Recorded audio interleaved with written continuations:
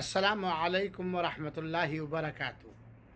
हज़रत अबू हुरैरा रज़ी अल्लाह ताला अन्हो रिवायत करते हैं कि अल्लाह के रसूल अकरम सल्लल्लाहु अलैहि वसल्लम ने फरमाया, लोगो, तुम में से जो कुर्बानी करने की वसाअत और ताकत रखता है, इसके बावजूद वो कुर्बानी ना करे तो हमारे साथ हमारे ईदगाह में शरीक ना हो।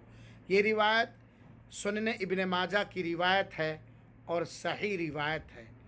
इस रिवायत से ये पता चलता है कि अल्लाह के रसूल अकरम सल्लल्लाहु अलैहि वसल्लम ने कुर्बानी करने पर ज़ोर देते हुए इतना फरमा दिया है कि जो कुर्बानी करने की ताकत रखता है वो हमारे साथ ईदगाह में ईद की नमाज़ पढ़ने ना आए। चुनाचे मेरे भाइयों साथियों, अगर ताकत है तो अल्लाह की क़ुर्बत हासिल करने के लिए कुर्बानी करो।